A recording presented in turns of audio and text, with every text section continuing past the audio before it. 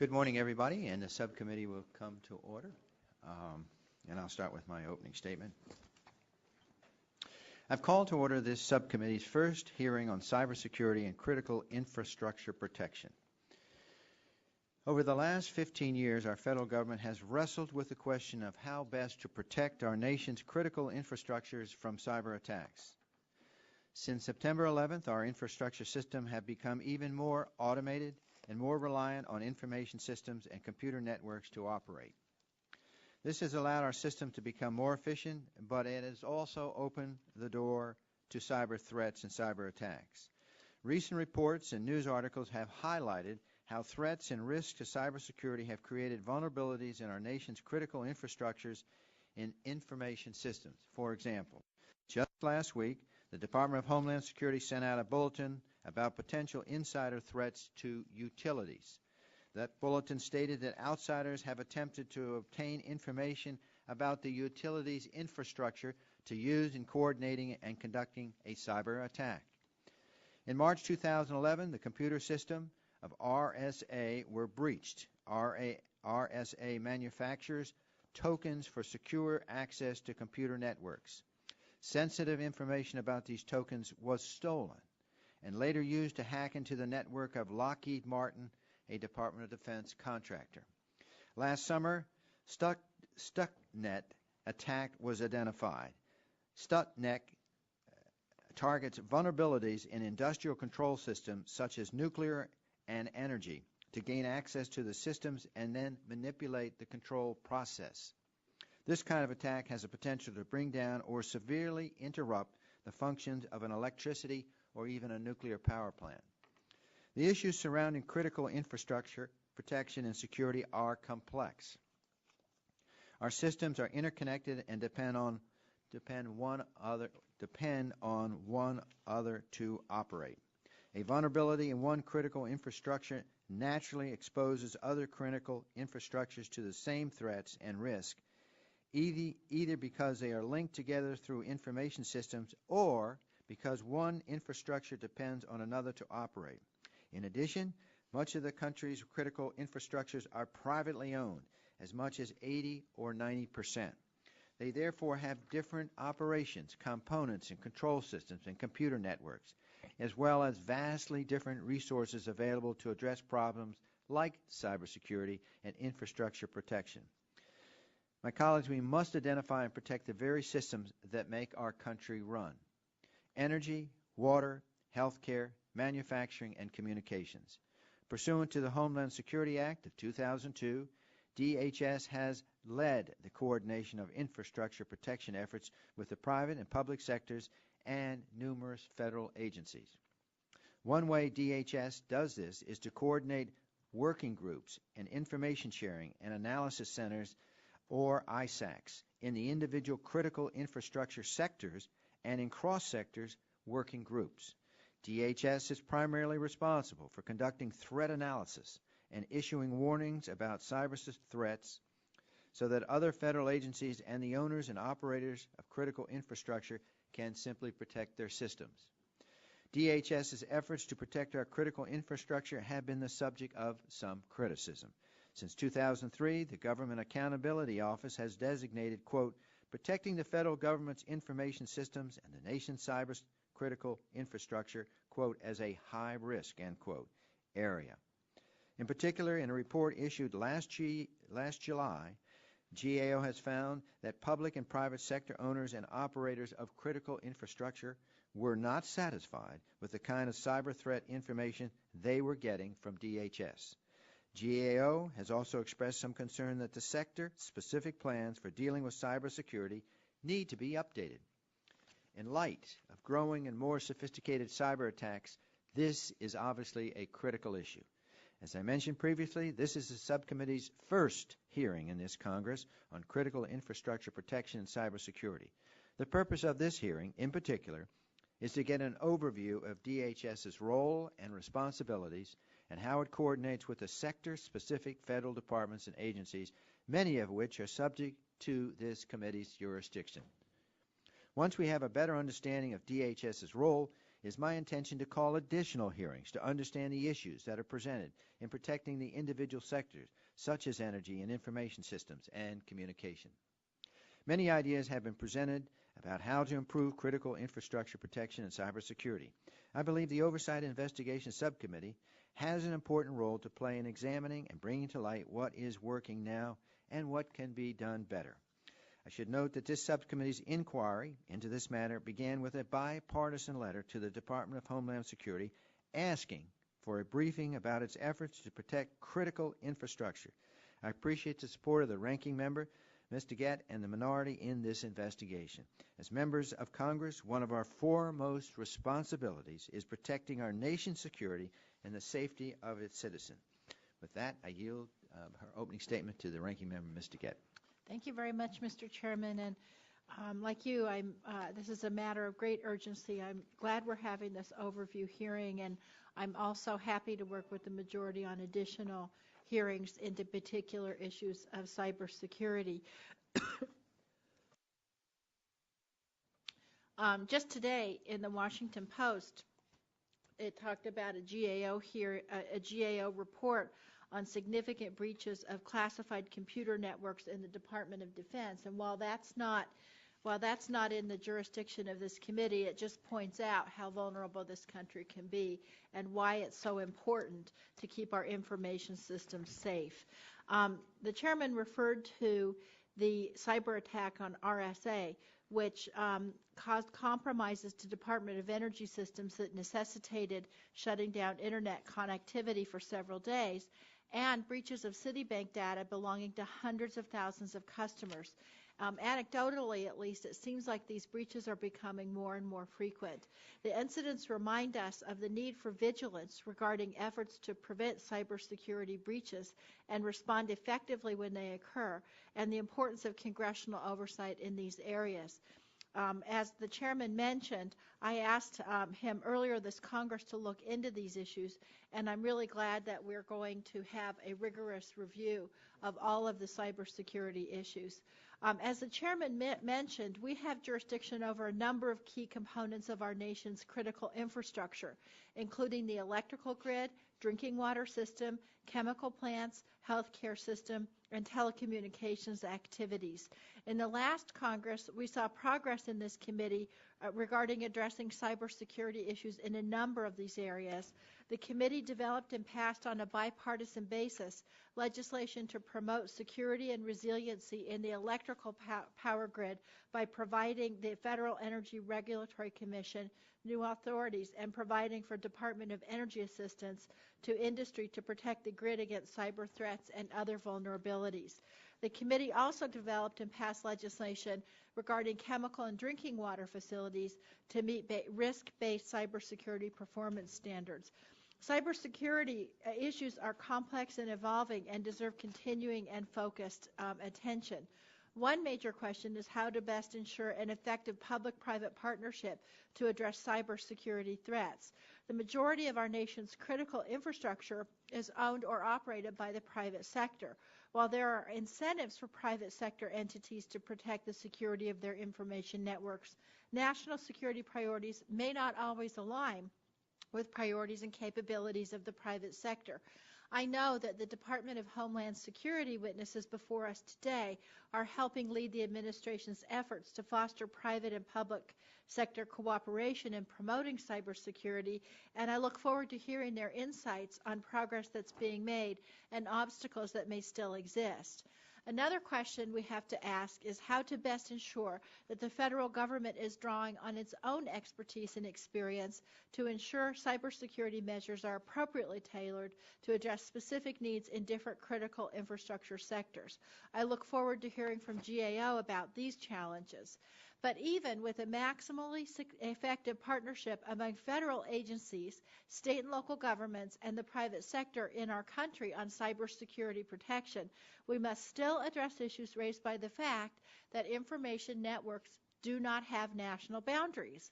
Many reports suggested that the cyber attacks have started outside of American borders, raising serious questions about how we ensure international cooperation to protect against threats that cross borders. And in this DoD example, in the GAO report today, apparently the cyber attack came from a portable computer, a laptop computer that was somehow tapped into. And so I look forward to the insights of today's witnesses on these and other issues. I hope that we will build on this hearing with additional hearings on cybersecurity. It's one of the few bastions of bipartisanship left around here this week, and I'm happy to be part of it. I yield back. Thank you, gentlelady. I recognize the gentleman from Texas, Dr. Burgess, for 2 minutes. I thank the chairman.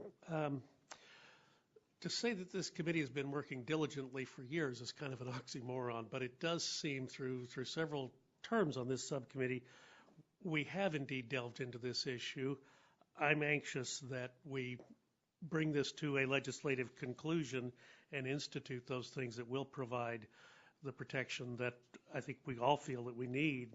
There are critical, urgent things that need to be done to protect our transmission grid, our power plants, from attacks from those who wish to do us harm.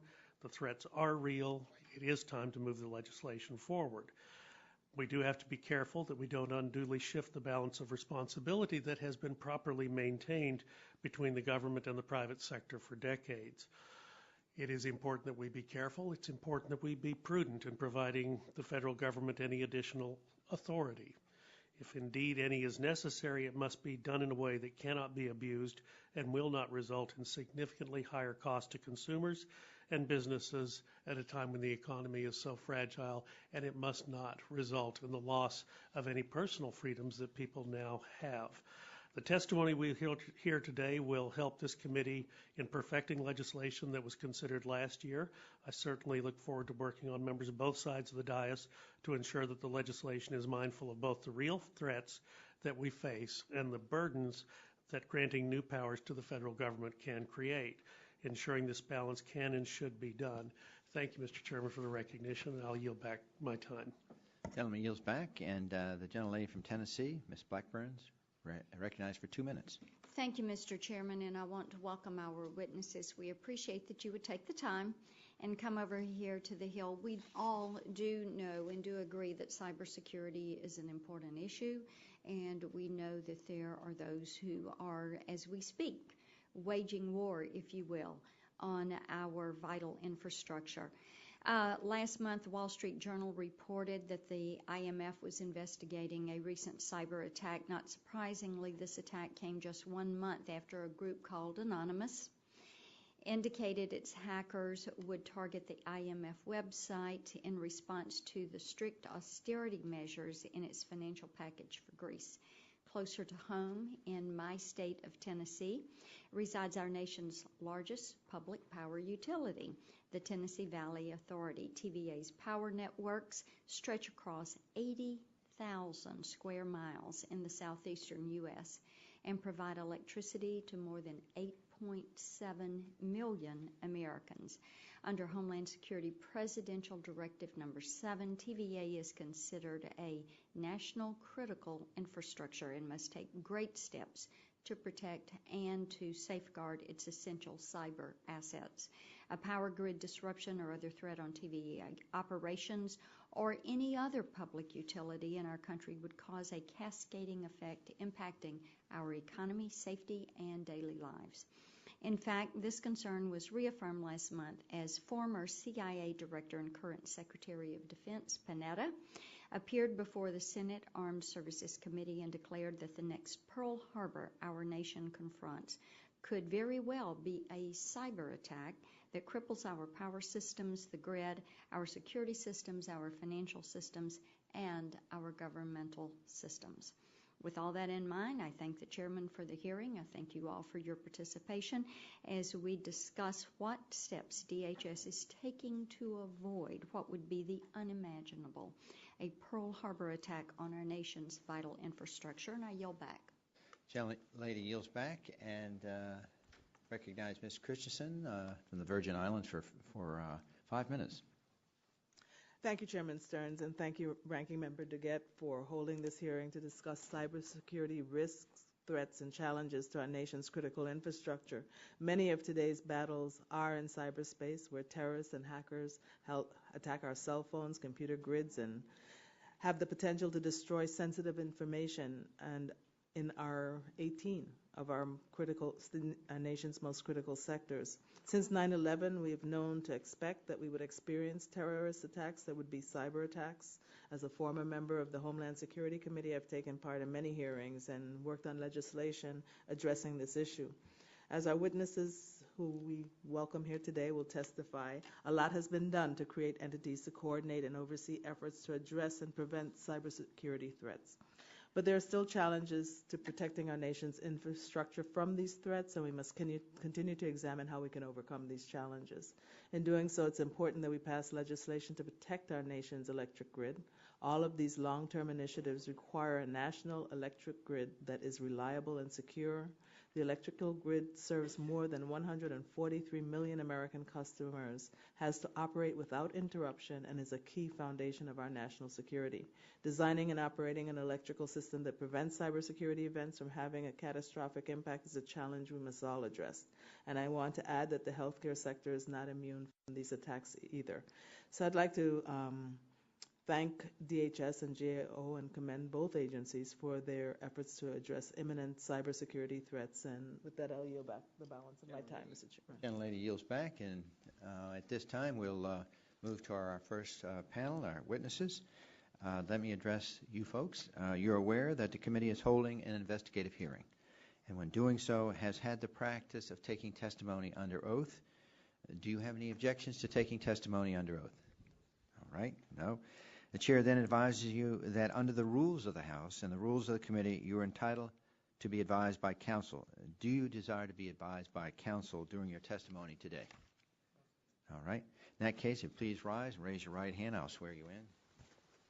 Do you swear the testimony you're about to give is the truth, the whole truth, and nothing but the truth, so help you God?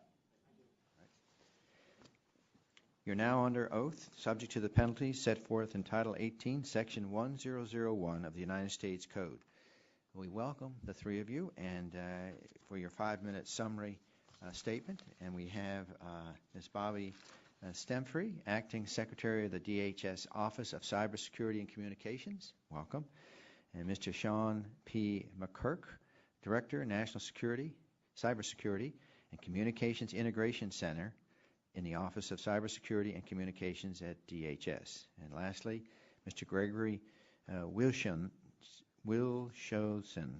Government Accountability Office, Director of Information Security Issues. Thank you. And Ms. Stemfree, we welcome your opening statement. Just turn the mic on if you don't mind.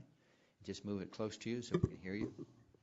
That'd be super. Thanks. Great. Thank you very much. So thank you very much, Chairman Stearns, Ranking Member DeGette, and other members of the subcommittee. As you heard, my name is Bobby Stemfree, and I'm the Acting Assistant Secretary in the Office of Cybersecurity and Communications at the Department of Homeland Security. And it is definitely my privilege to be here to speak to you today with my colleagues from across government to talk about cybersecurity, which is an area of great passion for all of us.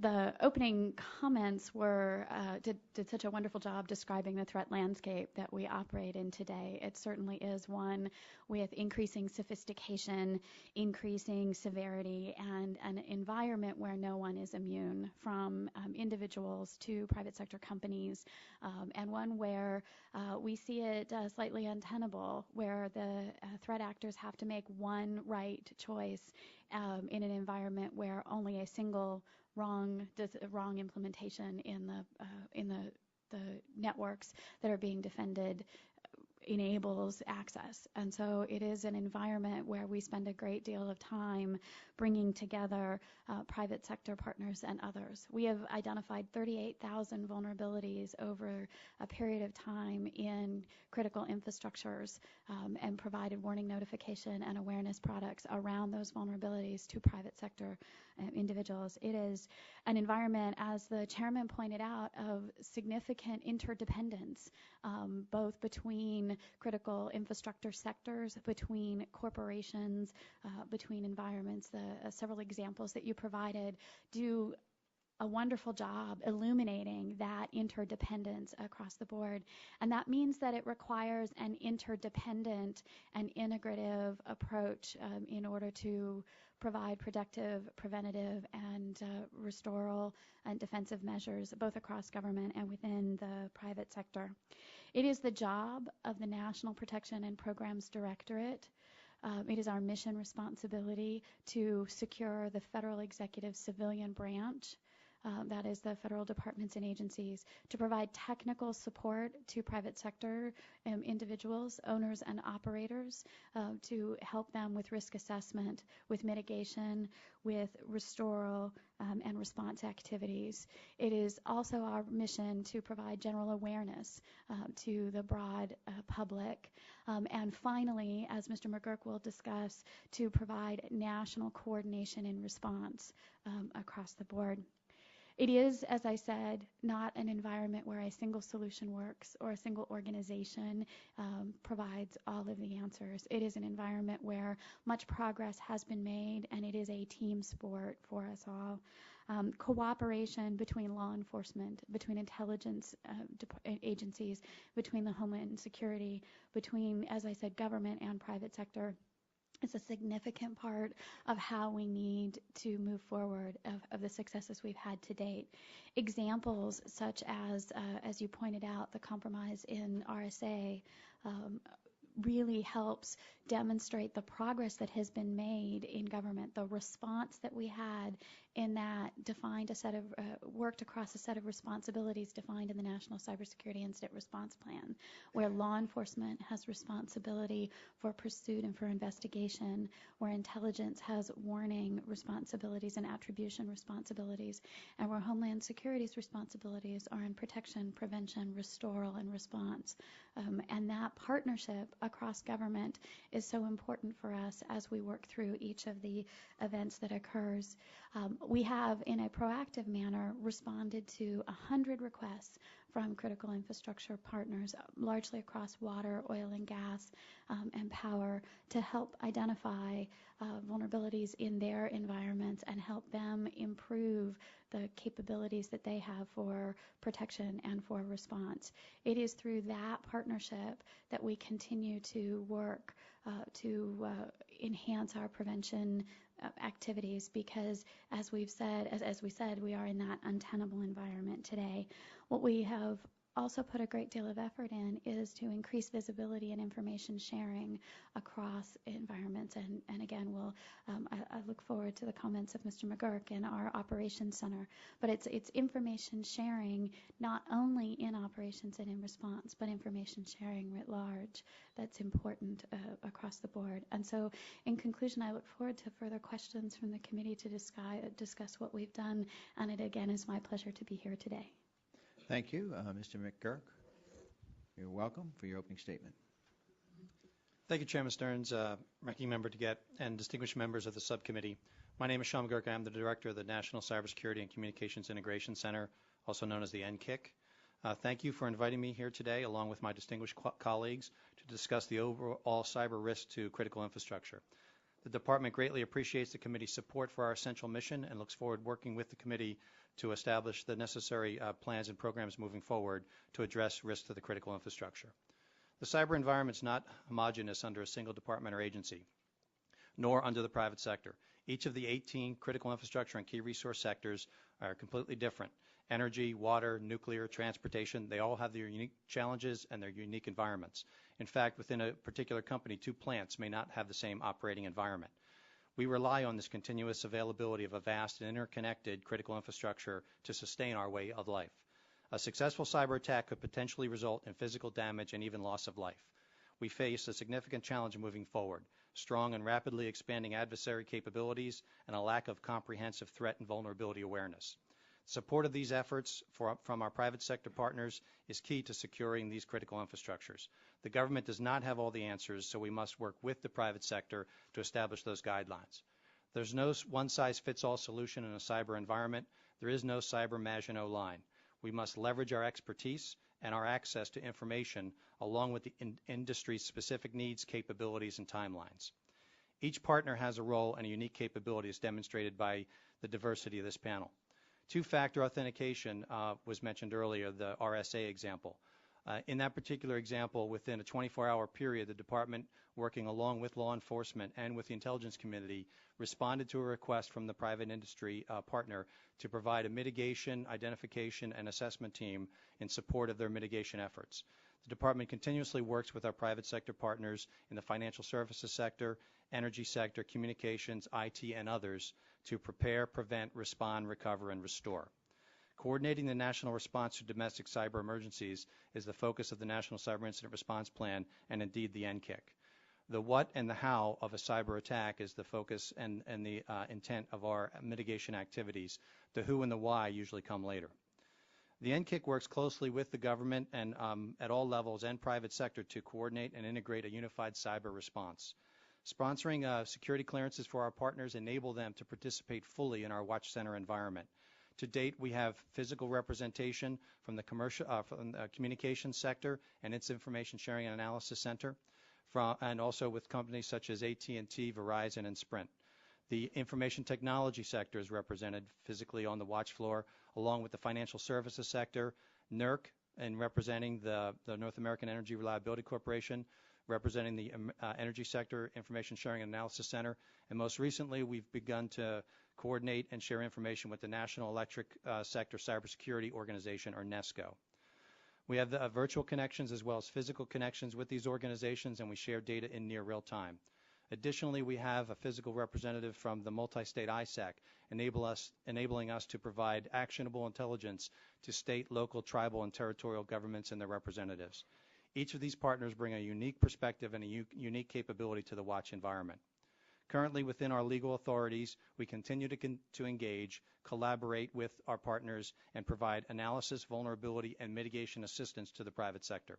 We have experience and expertise in dealing with the private sector in planning, steady state, and crisis scenarios. We've deployed numerous incident response teams and assessment teams that enable us to prevent and to respond and recover and restore to cyber impacts. Finally, we work closely with the private sector and our interagency partners in law enforcement and intelligence to provide the full complement of capabilities from the federal standpoint in preparation for and response to significant cyber incidents. Chairman Stearns, Ranking Member DeGette, and distinguished members of the subcommittee, let me conclude by reiterating that I look forward to exploring opportunities to advance the mission in collaboration with the subcommittee and my colleagues in the public and private sector. Thank you again for this opportunity to testify, and would be happy to answer your questions. Thank you. Mr. Wilshinson. Chairman Stearns, Ranking Member DeGette, and members of the subcommittee. Thank you for the opportunity to testify at today's hearing on the cybersecurity risks to the nation's critical infrastructure. But before I begin, if I may, Mr. Chairman, I'd like to recognize Mike Gilmore, Cammie Corbett, and Lee McCracken, who's sitting behind me, and also Brad Becker from our Denver office, who were responsible for their significant contributions in reviewing this area and helping me prepare this testimony today. Well, I'm glad you did. Thank you. Critical infrastructures are systems and assets, whether physical or virtual, so vital to our nation that their incapacity or destruction would have a debilitating effect on our national security, economic well-being, and public health and safety.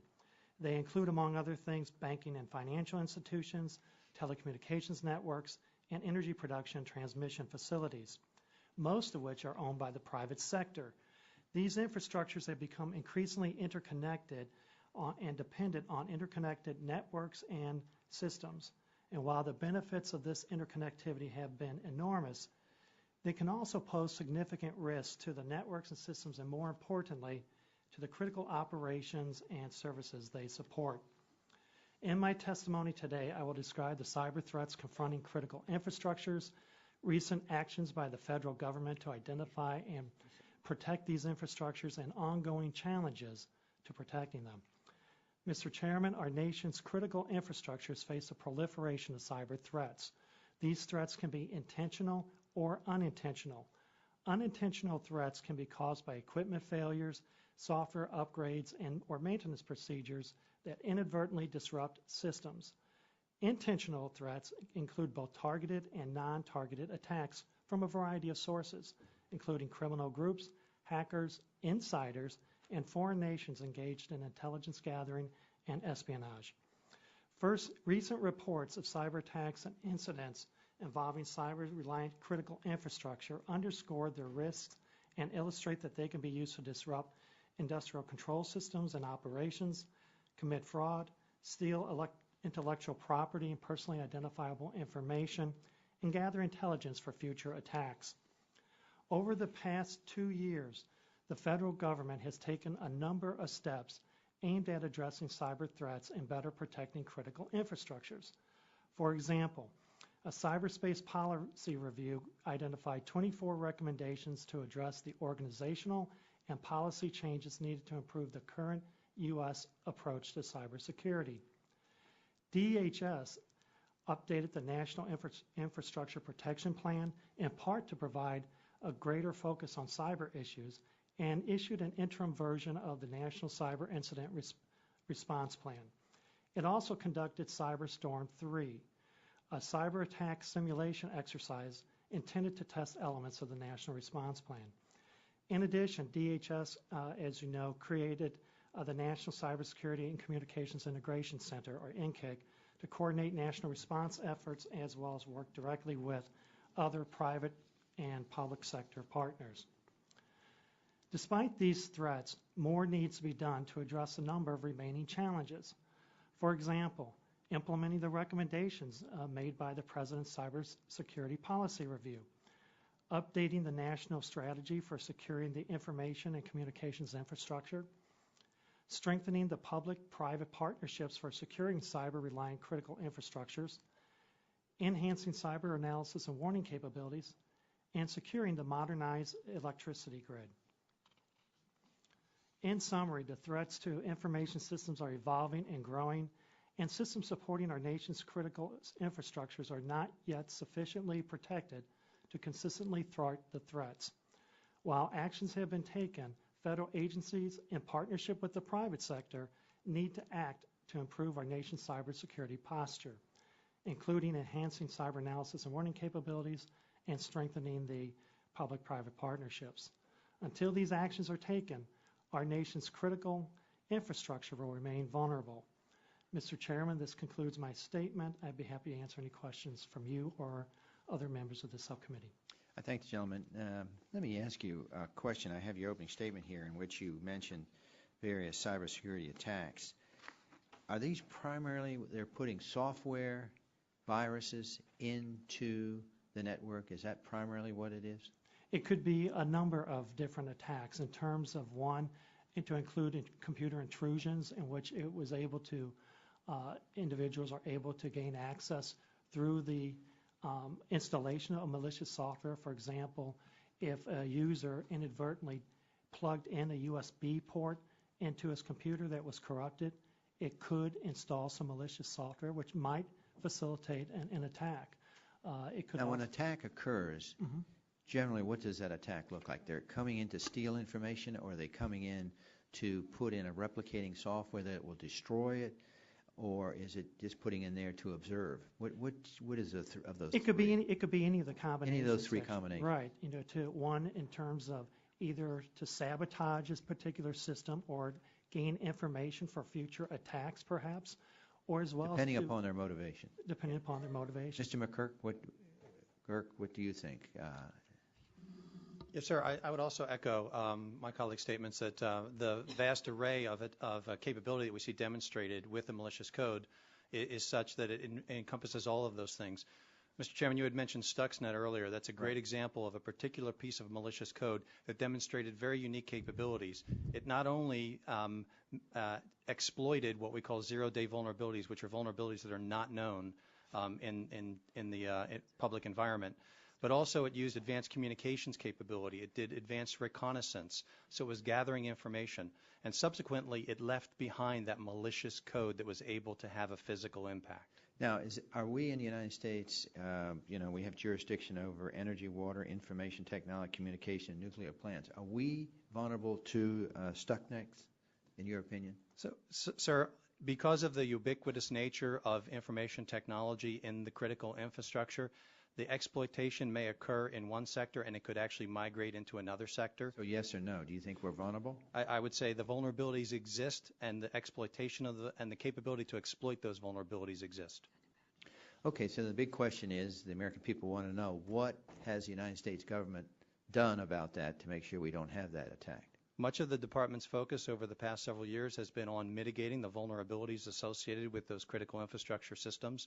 We have Do you do it by having innocuous or something that inoculates us from the software, or do you do it to make sure you don't put the USB port, or how are you doing this to protect? So it's a multifaceted approach, sir. Much of it is through an education program, so we work with the private sector to develop standards required to educate the community on good practices and uses of equipment and technology. We actually conduct... Do you think education alone would do it then? No, sir. We also conduct vulnerability analysis of products in our laboratories in conjunction with the national laboratory community, where we actually take vendors' products and do a complete vulnerability assessment of those products. We also develop practices for asset owners and operators, because in some cases, especially in the power companies, it's not a matter of replacing the technology, so you have to be able to put practices in place that mitigate the risk.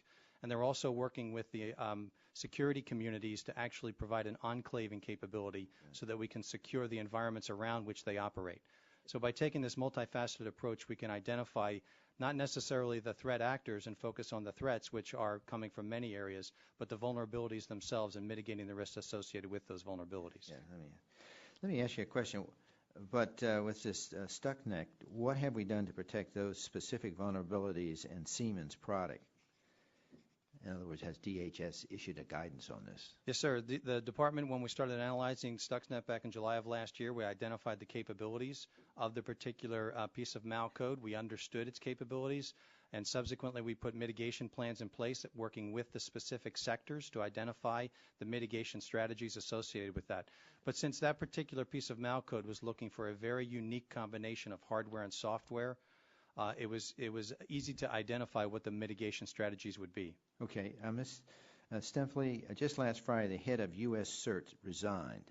U.S. CERT is a group charged with collaborating with state and local governments and private industry on cyber attacks.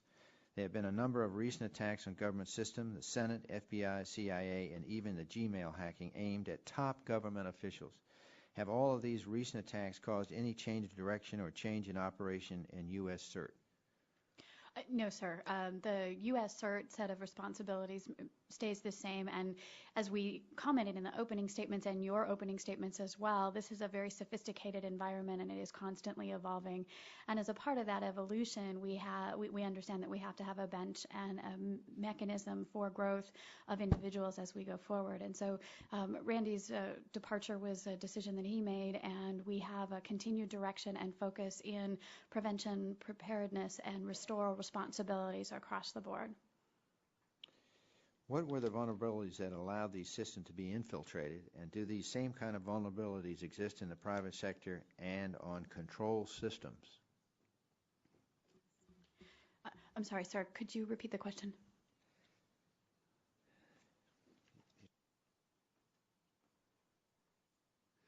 With regard to the Senate, FBI, and CIA, and even the Gmail hacking aimed at top government officials, what were the vulnerabilities that allowed these systems to be infiltrated? There were a number of vulnerabilities that were associated with these kinds of events that occurred. To respond to, are other members of the private sector potentially vulnerable? I believe that is a true statement. As we commented earlier, there are a great deal of vulnerabilities that exist in the environment, and you'll see that through the production of warning products and awareness notifications.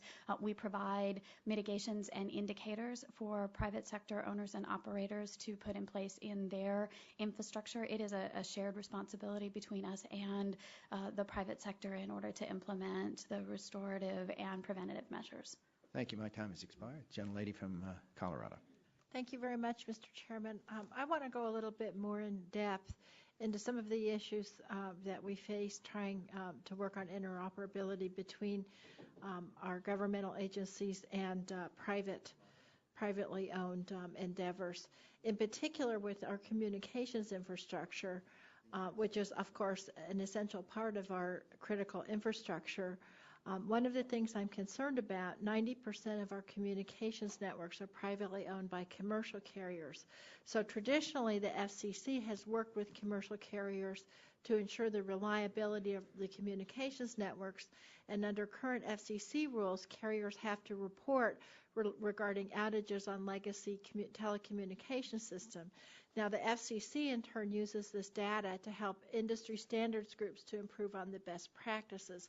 So I'm wondering, Ms. Demphley and Mr. McGurk, if you can talk to me for a minute, given FCC's historical involvement with the communications infrastructure and the relationship with commercial carriers, don't you think that they can take an important role in helping drive greater awareness of cyber threats? So reporting is always good, and the ability to get information about what is going on is an important part of how we can frame that national picture of what's happening and the response activities. And so we have a history of working both with private industry directly and with other members of government in order to increase the awareness and the response actions that are necessary. I think the same would be true here. In addition, ma'am, what I would like to add is that in response to the reporting that's conducted, part of the capability that exists within the NCIC is our National Center for Coordination for Communications, and they receive those direct reports. So from a situational awareness standpoint, the Watch Center receives real-time reporting from not only the telecommunication industry itself, but also from other federal departments and agencies, so that we get a better understanding from a holistic view on the impacts of the communications. Because as we recognize that many of the critical infrastructures are relying on communications for controlling issues, for communications issues, and for flowing of data. In addition, we have the physical carriers themselves located within the Watch environment so that they can provide up-to-date and actionable intelligence so that we can take the necessary steps and make proper recommendations. Now, the Office of Homeland Security coordinates those efforts on cyber threats, and so I guess my question to you following up is, if there's a breach in a communications network, then how do DHS and FCC respond? How do they interact together to respond? Part of the National Cyber Incident Response Plan includes the development and coordination of a Cyber Unified Coordination Group, or Cyber UCG. This is a steady state body of emergency response and incident handlers at the working level, at the operational level, and then also at the senior decision-making level. For our Cyber UCG seniors, it encompasses individuals from the departments and agencies that are at the assistant secretariat level or higher.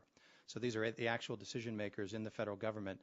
And then we have a staff which encompasses not only private sector, but representatives from the federal departments and agencies that coordinate on a daily basis and share real-time information, whether it comes from the communication sector, the energy sector, or one of the other 18 critical infrastructures. So that enables us to have that constant flow of data and provide that actionable intelligence so that private sector companies can take the necessary steps to mitigate risk.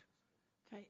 Now, as I understand it, the FCC has proposed a rule this spring to extend reporting requirements about network shortages to the broadband network, and they're taking public comments on that issue. And so, Mr. Wilshusen, I was going to ask you, do you think that collecting data on broadband outages would help gain a better understanding of when hackers have gotten into our systems? We haven't examined that issue, but I would imagine collecting information can only be helpful in making such a determination. Okay. And for the other two witnesses, do you have any thoughts on the potential for reporting of broadband network outages to contribute to situational awareness, like if after there's a major emergency, something like that? Yes, ma'am. As I believe as Ms. Demphley had mentioned earlier, reporting is good and more reporting is even better. So the more information that enables us to develop that common operational picture that takes all of the data that we're receiving and then fuses that together. So the more information we receive in the NCIC, the better situational awareness we can provide not only to the Secretary of Homeland Security and the other executive secretaries, but also to the President for decision-making capability. And just one last question relating to my opening statement.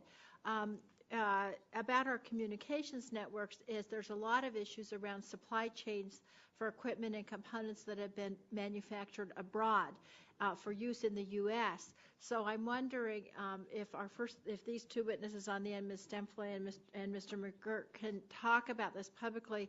Can you talk about how DHS is working with other federal agencies to address that issue of supply chain that's part of it is foreign?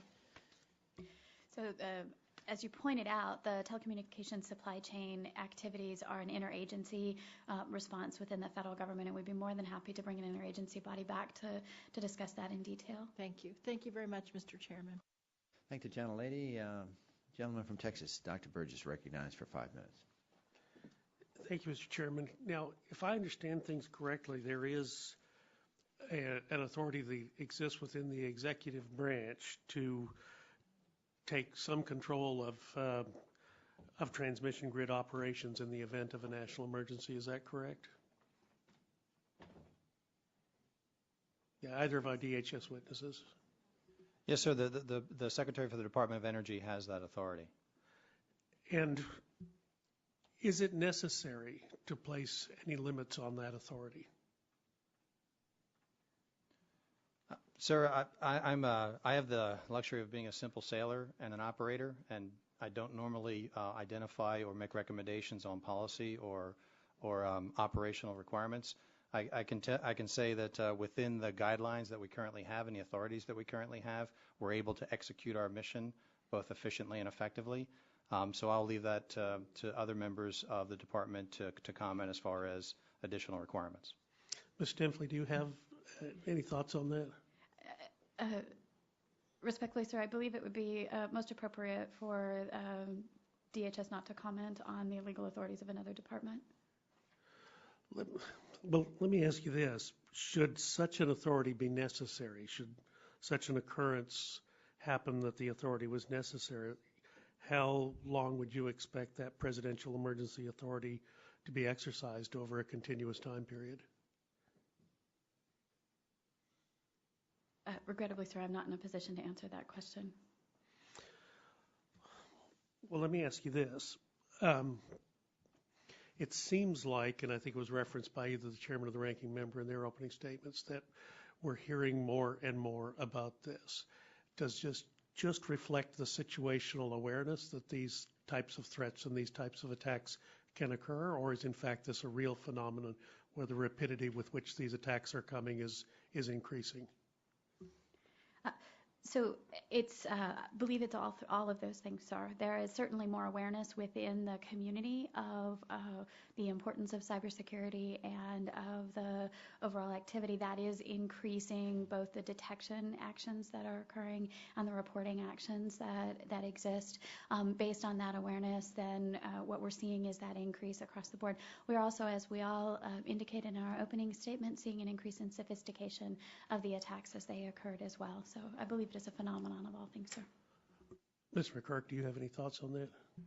No, sir, not in addition, sir. The only thing I would add was that because of the adoption of information technology capabilities into the critical infrastructure, we're also exposing a greater landscape of vulnerabilities to areas that were in the past specifically closed off and proprietary in nature. So by adopting that technology, we also advance the vulnerability landscape associated with those critical infrastructure operations. Well, one of the hazards in this is you're always fighting the last attack.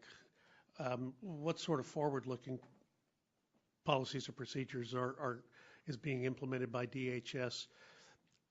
Are you looking into what is the value for whoever the perpetrator is? What is the value that they're deriving from these, and are there ways that we could perhaps preempt some of these attacks before they happen rather than just simply reacting to them? So part of what the National Cyber Incident Response Plan focuses on is moving from the left end of the continuum where we are primarily focusing on response and recovery, which, to your point, sir, is accurate. We're always fighting that last event or that last battle. What we're looking forward to working with the private sector is moving to the right and putting the preparedness, the protective, and the preventative measures in place. And we're taking, again, a multifaceted approach through education, through advanced technology, working with the asset owners and operators and also with the vendor community to establish criteria for new systems and new operational parameters. The department produces a procurement guideline for asset owners and operators, which talks about security requirements for new systems and new operating procedures. And we also work closely with the integration community so that we're identifying how to install and how to manage these systems as they're being updated in the critical infrastructure. So we are looking at it as a continuum, shifting more from the left, the responsive part, over to the right, where we're being preventative and predictive. Now, vast majority of this critical infrastructure is in private hands, is that correct? That is correct, sir. So is there any type of analysis as to the cost that may be incurred by the private sector to keep up with what you just articulated? Yes, sir. In fact, the department identifies and describes risk as an equation of threats, vulnerabilities, and consequences. When we work with the private sector, we understand that the denominator there is also cost. So the procurement standards that I had mentioned earlier takes that into account. Not everything can be a gold standard, and we're not saying that you have to have absolute security across the board. It's a risk-based approach, so we take that same levelized approach and build the business case to identify what we need to implement in what areas. So if we're going to spend $1 to mitigate risk, should we focus on the threats or should we focus on mitigating the rest of the vulnerabilities? And then what are the subsequent consequences associated with that? That's really one of the approaches that we're taking in addressing this issue. And do you solicit and accept input from the private sector, the owners of the critical infrastructure, as to that pricing consideration? Yes, sir. In fact, as the chairman had mentioned earlier, one of the things that we focus on is a number of working groups.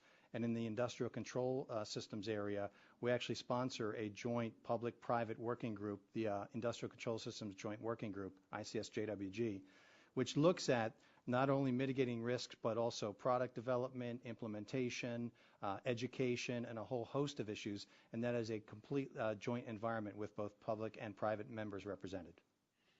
Thank you, Mr. Chairman. I'll yield back. Thank you, gentlemen. Dr. Christensen is recognized for 5 minutes. Thank you, Mr. Chairman. And again, welcome to our panel.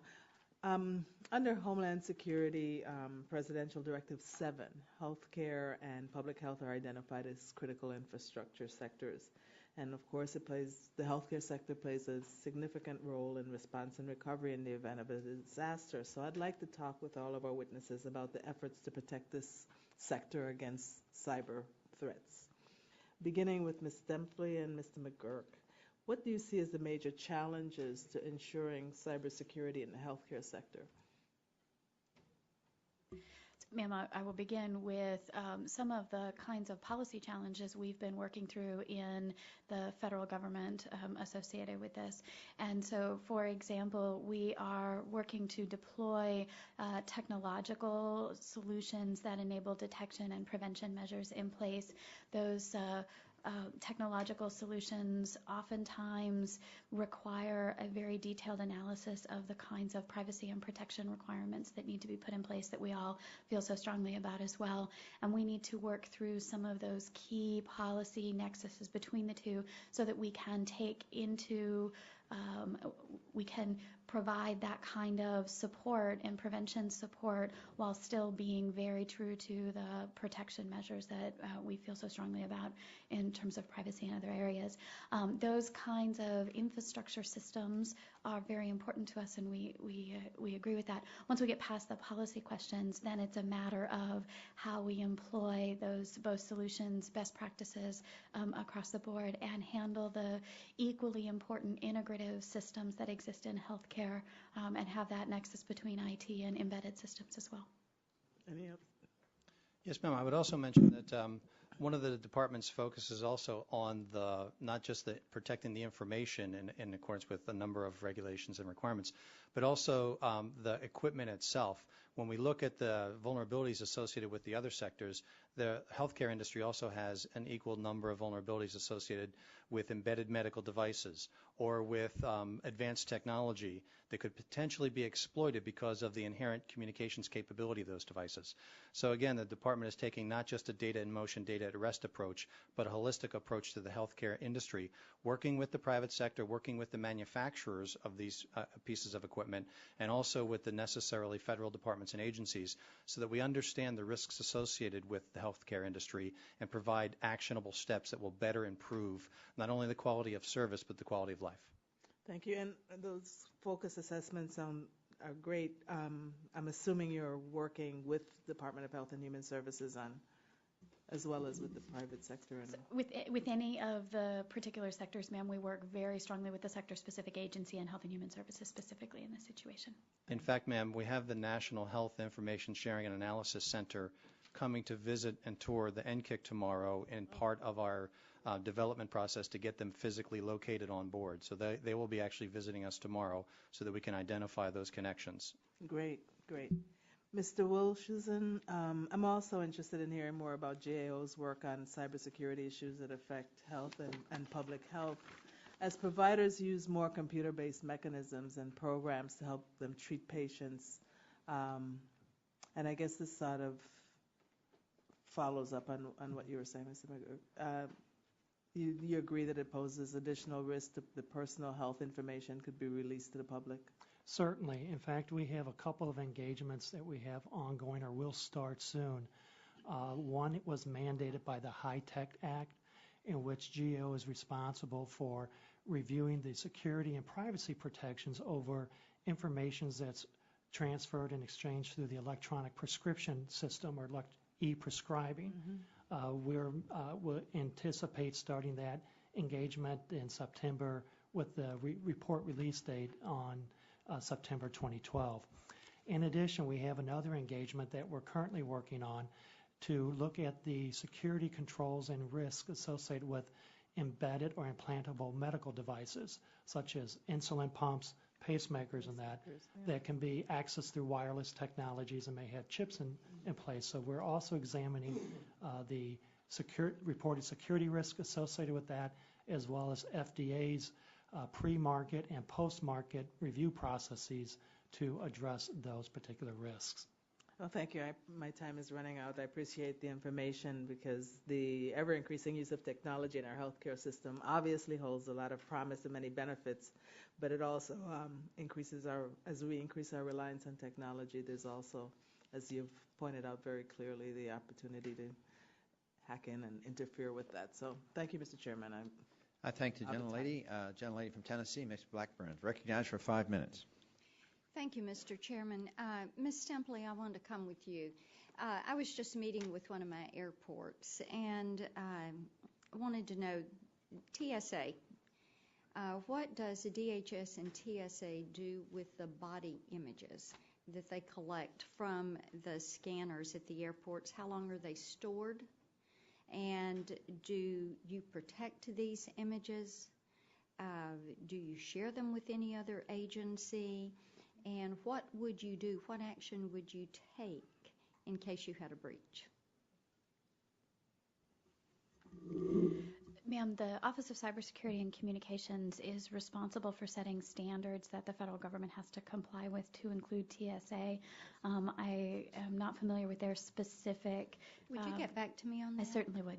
Okay, I know that it's a part of what we're talking about, and it also pertains to the privacy work that we are doing in our CMT committee. And I think as we work with some of the issues we're having with TSA, I'd love to have the answer if you could do that. I've got another question. This would be for you and Mr. McGurk. And I mentioned TVA in my opening comments and the amount of coverage that we have with the power security. I want to see what your interface is with the state and local governments and the infrastructure by facilitating the information sharing of the cyber threats and the incidents and through the ISACs. So there are 16 of those ISACs, right? Okay. And very briefly, if you just go through how it works, what kind of information that is shared, what your process would be, how you protect the data that you get, and what your expectation is of those state and local governments, that they're going to protect that data, and then what your response would be if you had a breach. Thank you, ma'am. I'd just like to start off by saying that we have a very close working relationship with the Tennessee Valley Authority. In fact, we visited many times and we share real-time information through a number of sensor programs that we operate so that we have a better understanding of the actual threats and impacts associated with those operational environments.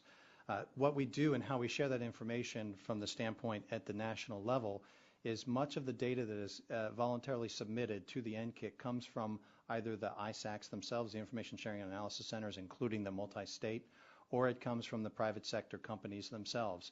Much of that data is submitted under the Secretary's authority for the protection of critical infrastructure information, or PCII. That protects that information from being released, even to a regulator, for instance, if it's a power company and they submit the information to us. We then take that and we work directly with that company to develop a mitigation strategy that is A, company specific, and then B, we anonymize it to the point where it becomes a sector specific mitigation strategy. The RSA data breach was a great example of how within a short period of time, less than 24 hours of notification of the breach, we had more than 50 companies and federal departments and agencies represented under the Cyber Unified Coordination Group developing sector-specific mitigation plans. So those individuals, not only from a physical environment but also a data sharing environment, collaborate to generate those mitigation plans. Okay, and at what point do you pull state or local government into that to participate? Continuously. So they're represented, Okay. They actually have a representative on the floor of the multi-state ISAC. So they're there in real time. All right. Excellent. And ma'am, to continue on in that discussion, we have worked with the 50 states to provide clearances to the chief security officers in each of the states and then share classified information through their fusion centers so that provides not just their representation on the floor in real time around an event, but also gives us an ability to push data to them in their states as well. And then are you training, do you do any co-education and training with local law enforcement back into your protocols? The training activity that we provide, all of our training is provided on an open basis, and so that state representatives can come and participate. I can't speak to which states have chosen to come in with particular law enforcement individuals, but we make it available to them in order for them to pick it up. Excellent. Thank you, Mr. Chairman. Yield back.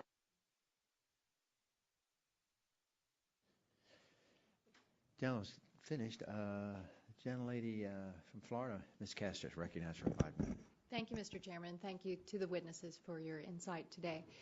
It's apparent that an effective partnership between the federal government and the private sector is necessary to ensure the security of all of our networks, whether those networks manage critical infrastructure or simply handle the day-to-day data of the federal government and communications. Mr. Will Susan, in your testimony, you noted that the private sector has expressed concerns that DHS is not meeting their expectations in terms of information sharing. What concerns does private industry have about DHS's willingness to provide information? Yes, ma'am. We did a review in which we surveyed 56 individuals from the private sector from 5 private sector councils. And we found that they identified a number of key activities that they thought were critical or important for the public-private partnership, to include the provision of timely and actionable threat and alert information, having a secure mechanism for collecting information or sharing information with the public sector. And they indicated only 27% of those respondents indicated that they felt that their public sector partners were actually meeting those expectations to a great or moderate extent. And so there are a number of concerns about being able, on the part of the private sector, to collect timely information from the public sector partners. Were there any particular sectors that stood out that appeared to be problematic? Well, from the private sector side, it was pretty much across the board. The 5 sectors that were included in our study included the banking and finance sector, the IT structure or sector, the communications, energy, and the defense industrial base sectors. And it was pretty much across the board. As I mentioned, only 27% of the 56 respondents actually felt that they were receiving support and to a great or moderate extent. So, Mr. McGurk, what is DHS doing to address these concerns and to ensure that you all are working collaboratively with the private sector? Ma'am, I'd like to start off by saying, can we do better? Absolutely. We have modified much of the structures by actually standing up and creating the NKIC that met some of the requirements moving forward, by actually having the private sector participate in not only receiving the information but developing the information. By having them physically present in the environment really assists us in putting the information in a language that's necessary to reach our constituents. A great example is in the past when we would produce information, we would produce it in a language that we understood. And then we would send that out, and that may or may not meet the needs of our private sector partners. By having power engineers and financial services specialists and IT specialists physically sitting there working with us and collaboratively developing the knowledge necessary to distribute, we're able to provide actionable intelligence. Just last year, we received a report in an intelligence communication of a particularly malicious piece of malcode that had a subject line on an email called "Here You Have." Within a few hours of that appearing in a classified report, the U.S. CERT produced an early warning and notice that went out to the broad private sector because we took that data, declassified it, and provided actionable intelligence for our private sector partners. But by having them there and participating really enables us to provide better products for our partners and also speeds up the time necessary to generate that product. Well, how about the flip side? I'm also curious about how well the private sector is communicating with DHS when they suffer a cyber attack or a breach. Mr. McGurk, what are private companies required to report cyber attacks or coordinate their responses to those attacks with DHS? So there's no requirement to report the information directly to the department, but I think what's happened over the development of the partnership over the past several years is the stigma associated with cyber breaches has started to be removed, and companies are volunteering the information because they understand that it not only benefits their ability to maintain goods and services, but it will also assist the broader community because they recognize that when they share with the department, we're not going to publish company-specific information. We're going to anonymize that and produce mitigation strategies and plans that help the broad sectors, and they've been working very closely with us in developing that. Are there instances where DHS has become aware of a cyber attack or a breach on a particular company, and then you contacted that company to assist, and they've declined your offers to work with them, declined assistance? Yes, ma'am. What can we do about that? How do we improve the collaboration and working together? Part of that is an awareness and an understanding. From the private sector standpoint, I understand that we have to demonstrate value, and they have to see where DHS, working with DHS and partnering with DHS adds value to their capability. In some cases, those particular companies had a very advanced capability.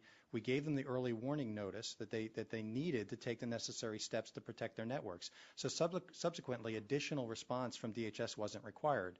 And in the extreme case, we received the declination for support, but recognition of the awareness or the alert.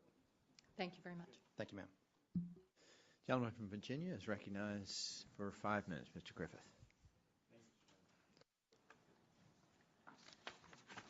I'm just curious, Mr. McGurk, under what circumstances, if any, would the DHS NKIC withhold cyber threat information that it has encountered from owners or operators of critical infrastructure?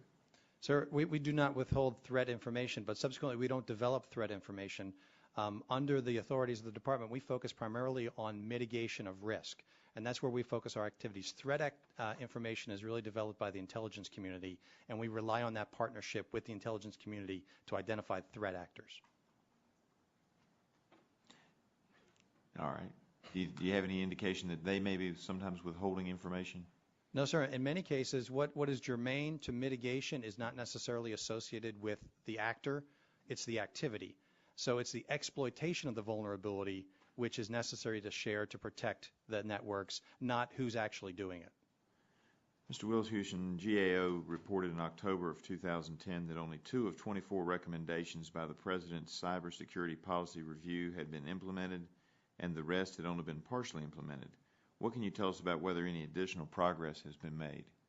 Well, one of the reasons we found that the partial implementation occurred was because many of the agencies were not taking effect because they were not given specific roles and responsibilities to implement some of those recommendations, and that kind of delayed actions to implementing that. We will be following up as part of our annual review, follow-up on our recommendations to see what extent those recommendations are now being met. But since we just issued that in October, we have not gone back to follow up on our prior recommendations and to do a reassessment. Should we expect an updated report this coming October? We'll be updating the status of our recommendations, and if you request us to do one, we will certainly do it. Yeah, I would be curious, since only 2 of the 24 were implemented as of last year, and I'm just wondering, should we be concerned that so few of the recommendations had been fully implemented at that time? Well, there are 10 near-term recommendations coming out of that policy review, 14 midterm recommendations. Several of the midterm recommendations are actions of such a nature that it's going to take multiple years to fully implement those.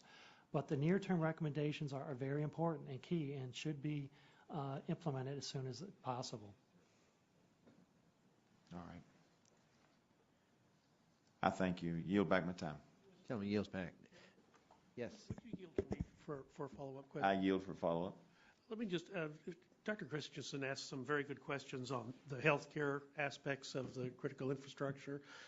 And going along with what the gentleman was just asking as far as those forward-looking threats, it seems like we've created some problems for ourselves in the HITECH Act and some of the things we've done with the information technology infrastructure as applied to health. Stark laws, for example, which prohibit the hospitals from putting a wire in a doctor's office if the doctor is not directly affiliated with the hospital. So pushing a lot of these vertically integrated systems to go on the internet in order to have the ability for the ease of transfer of the data, which then renders them vulnerable to attacks on the internet.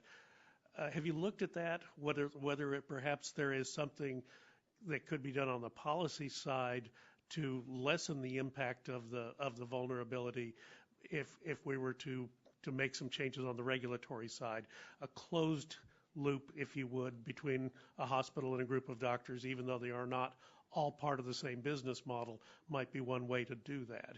Have you explored that at all? So your example is a wonderful example of furthering the dependence between the infrastructures as they go forward. No, it's an example of how we make things harder than they need to be in the first place, and then we got to do a whole bunch more stuff to make it workable in the real world. But continue. Thank you, sir. The specific reviews, technical reviews of proposals is not something that we certainly do. What we work towards are best practices for the kinds of separation and containment that might be necessary in order to understand the environment. Each of the owners and operators has a better understanding of the risks in their particular environment and the business models that best serve them in each of these cases. And so the set of best practices are an important part of how we do this. But do we look at the regulations that we, the federal government, have put in place that make it harder for people to do the right thing in the real world? So I'm not sure I can say that specific regulation was reviewed prior to in order to understand the potential implications across the board, but we do look at regulations and procedures as they come forward. I appreciate the gentleman for the yielding with time's expired. Let's look at that going forward. I yield back. Thank the gentleman. Ms. Schakowsky is recognized for 5 minutes. Thank you. Have any of you, the three of you, read Stieg Larsson's book, The Girl with the Dragon Tattoo, etc.? Yes. You have? If you haven't, people who are into cybersecurity would not only enjoy them, but probably be a little worried about it. The pretty flawed heroine, Elizabeth Salander, can seem to, there's no firewall too high or wide or low that she can't get through. And I think it's really, she is the heroine, the sort of the good guy, but the notion of individual actors out there who have this tremendous capacity to infiltrate, I think, is a real concern. I sit also on the Intelligence Committee, and we think about that a lot.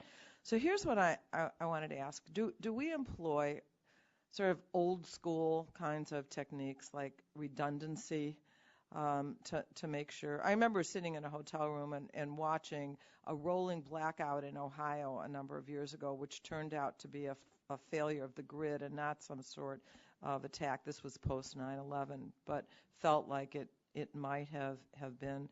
So do we build in things like we do in aircraft or whatever, that just redundancy so we're not as vulnerable? Can someone answer that? Yes, ma'am. I do agree that one of the salient points of the book was that they were focusing on perimeter defense as a method of ensuring their security. And as you quite adequately pointed out, that there was no wall too high or too thick that you couldn't get through in the process. And subsequently, that's why the department doesn't look at only a perimeter defense strategy as part of enabling a sound cybersecurity profile. We look at a defense in depth strategy so that there's layers upon layers of security implemented. In addition, we want to focus on the practices and the procedures to address the various risks associated with operating those networks, whether it's from insider activity, whether it's from nation-state sponsored, whether it's criminal activity. We treat the act separate from the actor so that we can understand what they're trying to exploit as far as the vulnerabilities. So that's the approach that the department takes, and we do work very closely with the intelligence community, law enforcement community, and the private sector to develop those necessary strategies so that we can have a better and more secure defense posture. Let me ask another question. There's a lot of talk and even advertising about how we can centralize data management and storage and concentration, and then you can access that without individual servers and all kinds of things to make business more efficient, et cetera. I'm wondering if this creates a new layer then of vulnerability, if everything is sort of outsourced to one place. What I call re-architecting moments that are going on in the environment, things like the movement to cloud computing and mobility, are a challenge and an opportunity at the same time. So there certainly are vulnerabilities that exist in that environment that must be addressed as we architect to move things there. But it isn't generally a lump sum, just pick up and move. There are design considerations that must be taken into account as you move. And so they are these opportunities for individuals to look at how they both handle their data procedurally and how they protect it through this defense in depth approach across the board. And if I may add, we did a review over the cloud's computing security and identified a number of both positive as well as negative security implications of going to the cloud computing. Particularly of the negative sort is just agencies lose control over the access to their data, who has access to it, as well as the ability of agencies who are still responsible for the protection of that information to assure themselves through independent testing or other evaluations that their cloud service provider is actually implementing security effectively over their environment and the information. And those are still issues that are still being worked out. The federal government through GSA, I'm not sure if DHS is involved with this, OMB and others are setting up different procedures through FedRAMP and some other programs to try to address some of those areas. I started by talking about this rolling blackout that I saw. I wondered if we can talk about how secure our power grid really is. I don't know if you addressed that earlier. There was the Aurora project. Is that Mr. McGurk? That showed the effect of hacking into a power plant's control station via computers and digital devices. So I'm just wondering how that came out and if there are vulnerabilities that we're correcting. Yes, ma'am. The purpose behind the Aurora evaluation and experiment that was conducted by the department in conjunction with the Idaho National Lab back in 2007 was essentially identifying the interdependencies between the critical infrastructures. That's how it started out. We wanted to see if we could have a negative impact in an environment by attacking the capabilities or the equipment of another environment. For instance, if I destroyed the generation capability, could I then have an adverse impact on a data storage center or an airport or some other physical infrastructure? So subsequently, we took a look at the interconnected nature of these devices, and we conducted a series of experiments that identified the capability by modifying settings and accessing control networks to actually take a digital protective circuit and turn it into a digital destructive circuit. A simple explanation of what we did with Aurora, it's like you're driving down the road at 60 miles an hour and you throw your transmission in reverse. It's going to have a negative impact on that car to operate. So and that's really what we were trying to demonstrate. And then subsequently, once we identify the vulnerabilities, how do we put those protective measures in place, whether it's through equipment design and modification, or in many cases, it's just through procedural changes. So we look at low cost or no cost approach. And that from that point forward, the department has conducted numerous equipment vulnerability assessments to not only identify inherent vulnerabilities in the devices, but to work with industry to develop those mitigation strategies, and in some cases, working with the manufacturers to physically modify the equipment so that it's more secure. Thank you. My time is well expired. Thank you. The gentleman from Louisiana, Mr. Scalise, recognized for 5 minutes. Thank you, Mr. Chairman. If I could ask all the panelists first, just want to get your opinion on if our critical networks are more vulnerable today than they were 5 years ago.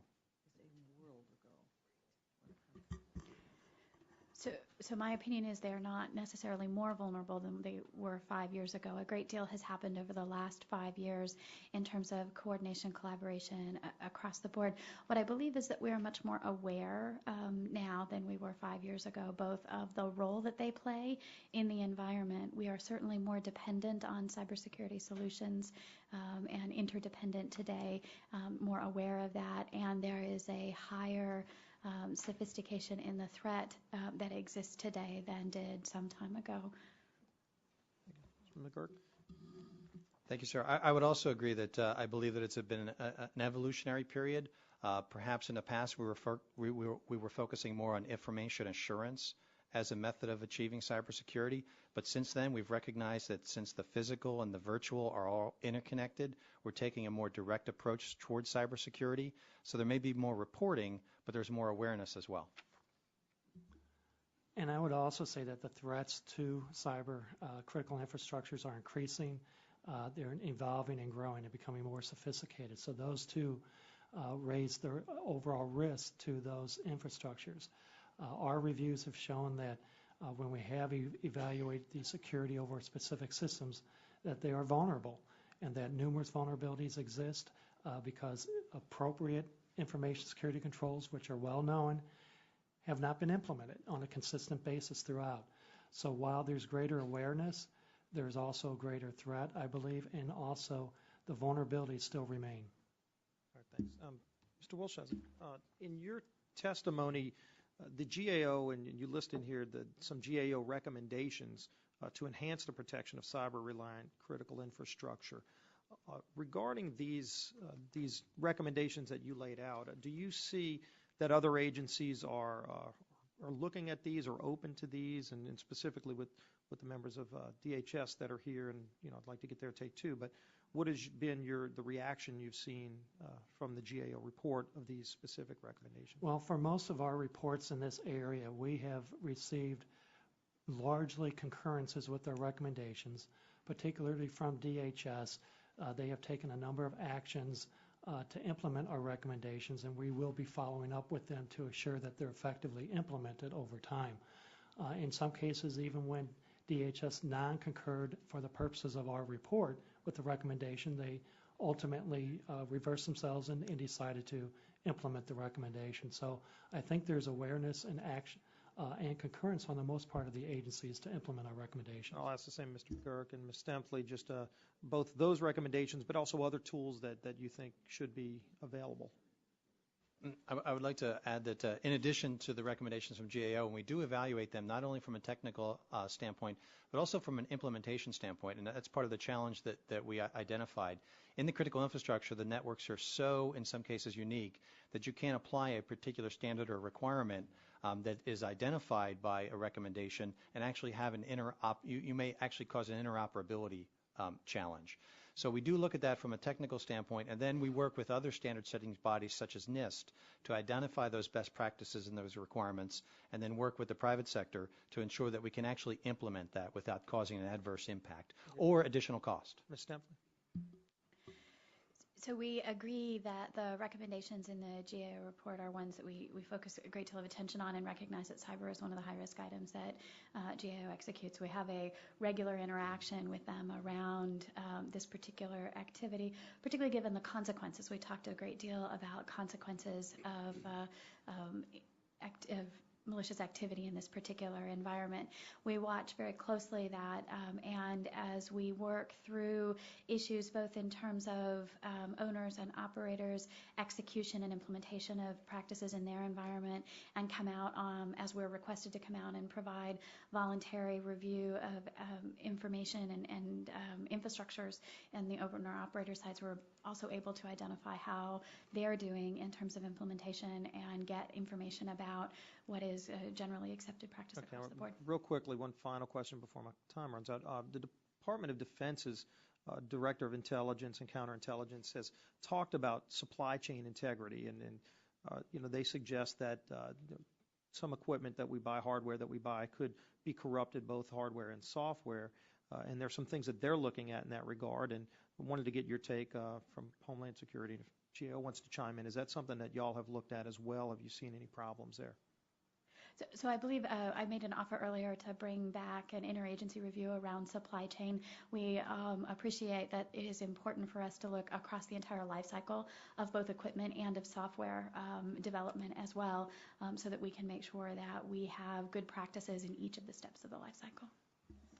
And if I may chime in, we are currently evaluating the supply chain risk process at several agencies, including DOD, DHS, Justice, Energy, as part of our review over the supply chain risk for IT. We're assessing also the agency's efforts to employ a risk-based approach to assessing supply chain risks. All right. Thank you, Mr. Chairman. Yield back. Thank you. The gentleman from Texas, Mr. Green's recognized for 5 minutes. Thank you, Mr. Chairman. And following up our colleague from Tennessee, Ms. Blackburn, our committee has jurisdiction both over cybersecurity and in healthcare. And so when we go through those screenings, could we at least maybe in our jurisdiction have a radiologist look at those so we can do those full body scans, and it maybe save us on our imaging cost. But I want to welcome our panel here. It's been a long hearing for y'all, and I thought we ought to laugh a little bit. The GAO has long identified protecting the federal government's information system and nation's cyber critical structures. And Mr. Wushison, when did the GAO first identify cybersecurity as part of our high-risk series? That was back in 2003. Okay. And you did your first major review of DHS cybersecurity efforts in 2005? That's right. That's when we assessed the department's performance in actually implementing some of 13 roles and responsibilities that it was responsible for. Have you seen improvements in the way that the federal government prepares for and addresses cyber threats since you've been reviewing the DHS's program? We've seen progress at DHS in the way that it is addressing some of these areas. We also recognize that there's more needs to be done, particularly with some of the sector's specific planning efforts, its cyber analysis and warning capabilities, as well as just, as I mentioned earlier, related to its private-public partnerships. Okay. I understand that in 2009, DHS launched a 24-hour DHS-led coordinated watch and warning system known as the National Cybersecurity and Communications Integration System. Ms. McGurk, what private sector entities have currently access to the resources at this facility? Sorry, sir. Currently, we have a direct partnership with each of the 18 critical infrastructure and key resource sectors physically located on the watch floor today. We have representatives from the energy sector, the financial services sector, the communications sector, IT sector, multi-state ISAC. We're also finalizing agreements with chemical and others so that they can be physically present on the watch floor. In addition, we recognize the unique capabilities of some of our other partners in the manufacturing and antivirus environment, and we're working with them to develop cooperative research and development agreements so that they could be physically present so that we can share data in real time. Last week, there were reports emerged about a Department of Homeland Security report, insider threat to utilities. And when you mentioned utilities were involved in it, do you have pretty well unanimous support or working relationship with our utilities in our country, from investor-owned, municipal-owned, co-ops, like the TVA even? Is that pretty well uniform throughout the country? Yes, sir. We have very direct connections with many of our private sector partners. We have spent a lot of time developing cooperative agreements with, for instance, there's an organization that is made up of the 18 largest utilities in the United States, and they have a Chief Information Security Officer panel, which we interface with directly. I've personally briefed them on a number of occasions and provided input into those organizations so that they have a better cyber awareness. Okay. I know the report was not released to the public, and in the news story talked about we have a high confidence in our judgment that insiders and their actions pose a significant threat to the infrastructure and information systems of U.S. facilities. And I understand, like I said, the report's not made public. I'd like to ask some questions about insider threats to our utilities. Ms. Stepfly, could utility facilities be targets for terrorists? On cyber side, we know physical targets. So I think you'll find that the vulnerabilities that exist and are possible to be exploited exist in many places, to include utilities across the board. That's one of the reasons why, as we've reiterated, we try to look at this from a common approach across the environment. Okay.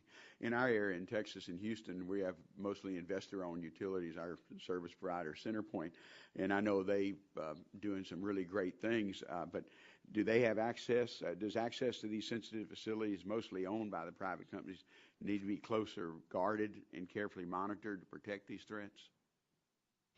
So best practice activities in the cybersecurity systems are ones of multiple layers of defense, which would include not just perimeter defense, but internal architecture approaches that separate sensitive data from each other, rely on identity and other services. Those kinds of best practices, which are widely available, should be employed across the board. Okay. I know a news story last week described an insider sabotage in April in a water treatment plant in Arizona, where a disgruntled employee took control of the control room to create a methane gas explosion.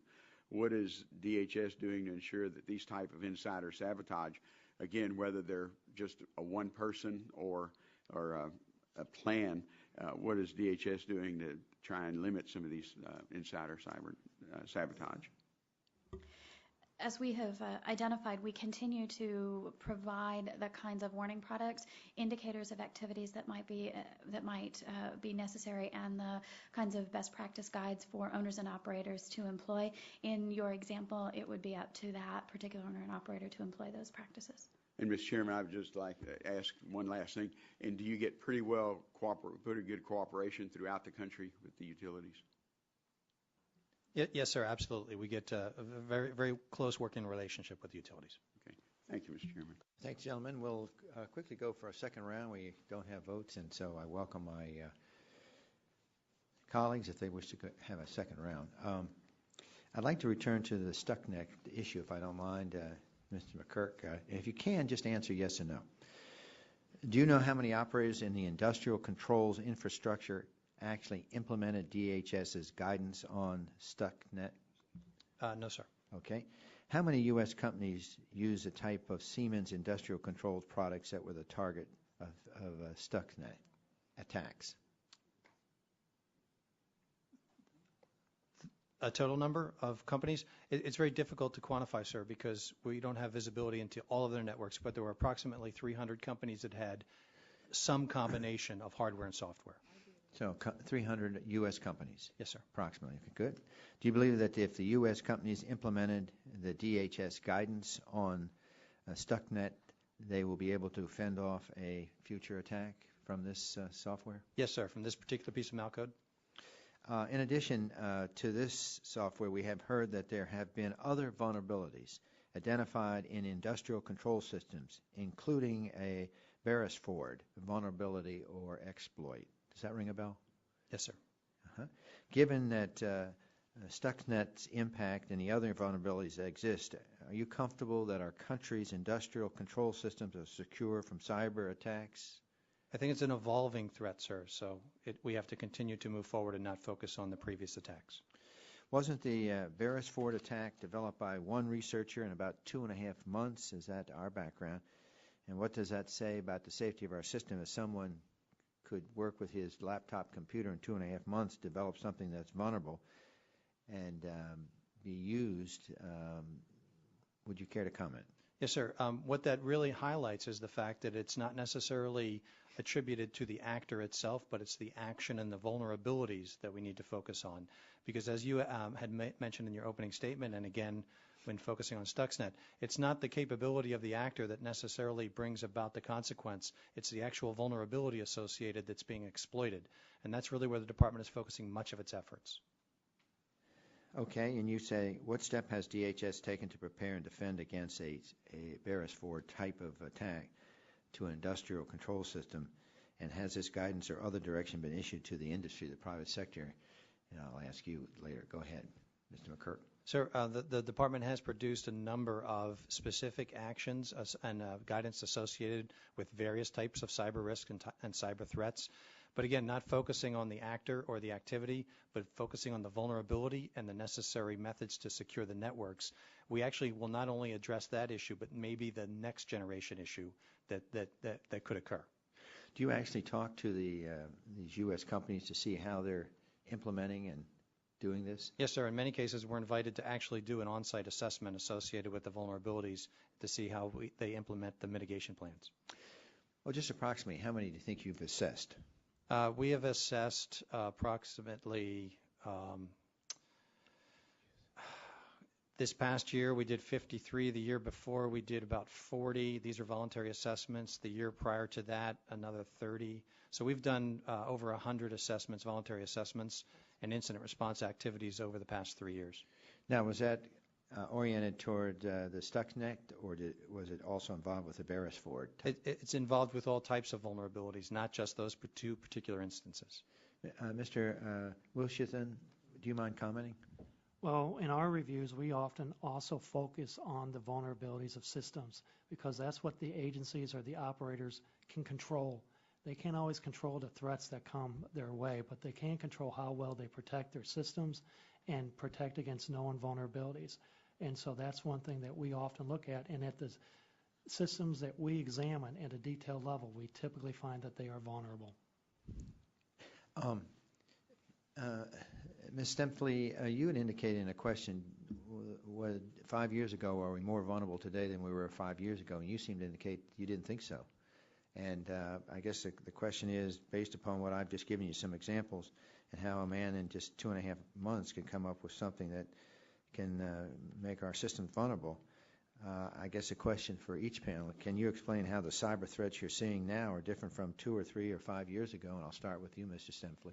So the cyber threats now are certainly more sophisticated than they were several years ago. The threats are focused more on individuals and very specific activities. An example I have used is spear phishing is very targeted to an individual. I received an email not too long ago that appeared to be from my husband as a situation, and it was about a topic about college payment activities, and that was identified and sent to me, and had I clicked on it, it may have been something that was malicious.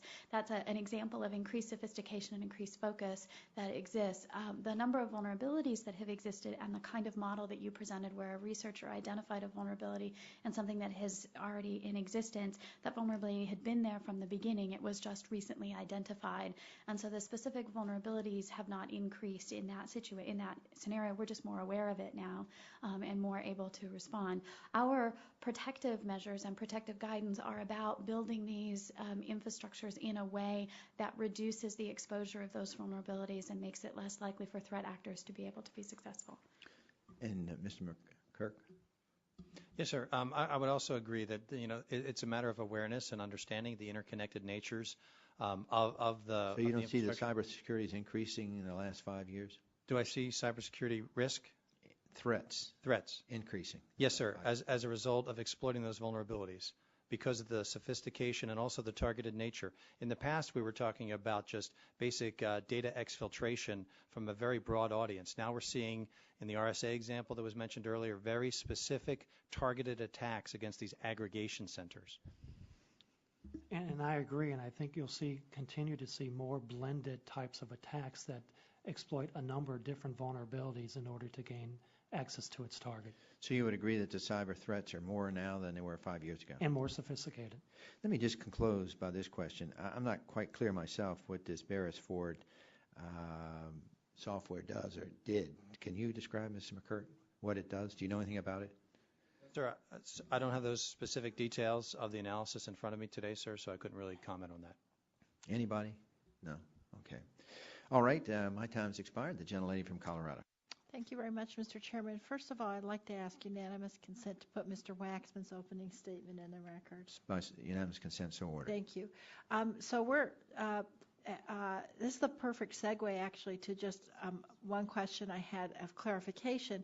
We're all throwing around the words threat, vulnerability, and risk quite a bit today. And Mr. Wilshusen, I'm wondering, as we prepare for our subsequent hearings on these topics, if you can just basically describe for us whether there's a difference between those three words and what the technical descriptions are. Sure, yes, and there is a difference. A threat is basically any circumstance or event that can potentially cause harm to an organization's operations, assets, personnel, or whatever. A vulnerability is a weakness in the security controls that are over a system or network. And risk, and there's actually a fourth component here before we get to risk, and that's impact. What's the impact that could occur should a threat, either a threat actor or an event, occur, exploit a vulnerability? What's the impact that it could have? And then those three of those kind of equate to what risk is. Thank you. And are they all three things we should be concerned about? Yes, indeed. Absolutely. Threats are what you try to guard against. The vulnerabilities are what you try to prevent and minimize by taking corrective actions and implementing appropriate security controls. And you do that in such a manner that you minimize the impact should such a security incident occur. And so, yes, it's important to think of all of them. So you've heard both me and the chairman and other members of Congress or other members of this subcommittee talk about this committee's jurisdiction. Wondering if there's any particular sectors of our jurisdiction that you think we should look more closely at in subsequent hearings. Well, I think in terms of from a cyber perspective, I think probably the key sectors would be energy, electricity, both nuclear and other, just because of the interdependencies that they have with other sectors, IT, finance and banking, and also communications would be, I think, the four that are probably the most important just because of the interdependencies that they have with the other critical sectors. Great. Thank you. Thank you very much, Mr. Chairman. I yield Thank you, gentlelady. I want to thank the witnesses for their participation. They're coming here this morning. The committee rules provide that members have 10 days to submit additional questions for the record for the witnesses, and with that, the subcommittee is adjourned.